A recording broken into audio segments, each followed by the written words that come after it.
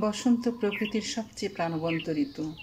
শীতের জড়তা কাটিয়ে এই ঋতু আসে নবজীবনের বার্তা নিয়ে। গাছে গাছে নতুন পাতা, চারপাশে ফুলের মেলা, আর বাতাসে ঘুরে এক অদ্ভুত উচ্ছ্বাস। এই সময়টাতে মেহগনি গাছের ডালে দেখা যায় কচি পাতার এক অনন্য রূপ।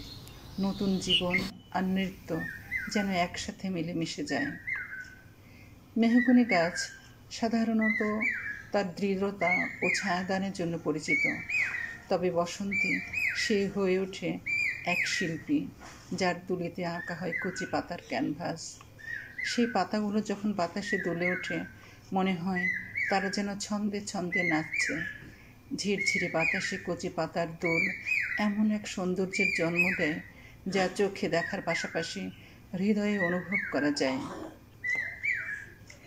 এই নৃত্য শুধু প্রকৃতির সৌন্দর্য নয়, এটি জীবনেরও প্রতিচ্ছবি। নতুন করে শুরু করার সাহস, পুরনো জড়তা ছেড়ে ফেলে সামনে এগিয়ে চলার ইঙ্গিত, সবই যেন এই পাতাদের নাচে প্রকাশ পায়। তারা বলে দেয়, জীবনের প্রতিটি মুহূর্তেই নবীনতা আছে, যদি আমরা তা দেখতে পারি। এছাড়াও বসন্তের এই দৃশ্যপট মানুষকে করে তোলে আরও সংবেদনশীল, কল্পনাপ্রবণ ও সৃষ্টিশীল।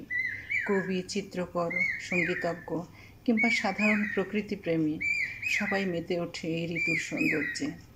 এক টুকরো নরম বাতাস আর পাতার ছায়ার মধ্যে খুঁজে পাওয়া যায় জীবনের আনন্দ।